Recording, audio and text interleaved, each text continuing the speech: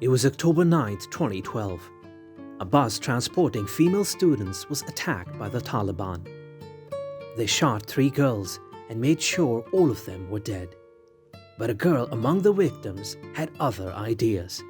Living in a world where girls were discouraged from dreaming, let alone being able to choose their own dreams, she refused to accept this as her reality. Despite the challenges and dangers she faced, she stood up for what she believed in and fought for the education of girls. Today, she continues to inspire people all over the world with her bravery, determination, and unwavering spirit. Welcome to the Boss Women, and today we'll be talking about the life journey of Malala Yousafzai. Malala was born on July 12, 1997 in Mingora, Pakistan. She was the first of 3 children born to Ziauddin and Turpakai Yousafzai.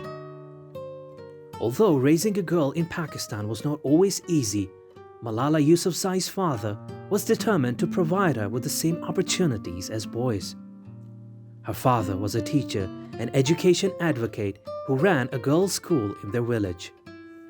Due to his influence, Malala was passionate about knowledge from a very young age, and she would often waddle into her father's classes before she could even talk.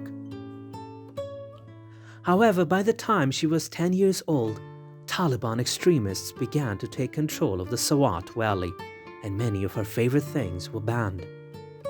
Girls were no longer able to attend school, and on top of that, owning a television, playing music, and dancing were all prohibited.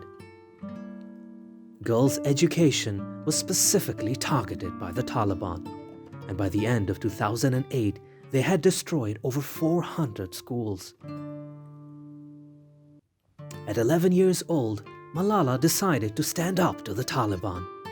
She started by blogging anonymously for the British Broadcasting Corporation or BBC in early 2009. The young activist used the pen name Gul Makai and spoke about her life under Taliban rule and how much she wanted to attend school.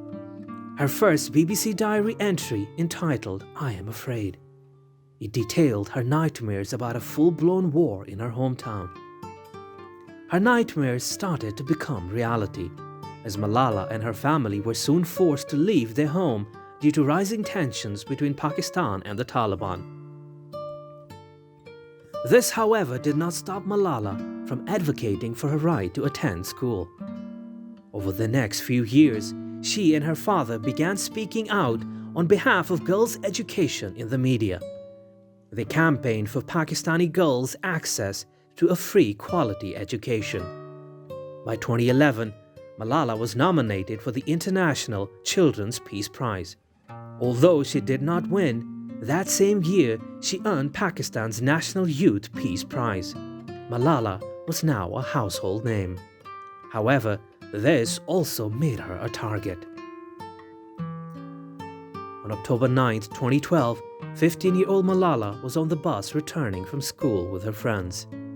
2 members of the Taliban stopped the bus and asked, "Who is Malala?" When they identified her, they shot her in the head. Fortunately, she was airlifted to a Pakistani military hospital and then taken to an ICU in England. After 10 days in a medically induced coma, Malala woke up in a hospital in Birmingham, England.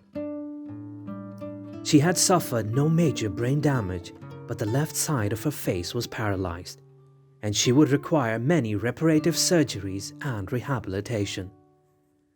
After months of medical treatment, Malala was able to return to her family that now lived in England. In March 2013, Malala began attending school in Birmingham. Although she was now able to attend school in England, she decided to keep fighting until every girl could go to school. On her 16th birthday, Malala spoke at the United Nations in New York. That same year, she published her autobiography entitled "I Am Malala, the Girl Who Stood Up for Education and Was Shot by the Taliban." She was awarded the Sakharov Prize for Freedom of Thought by the European Parliament for her activism.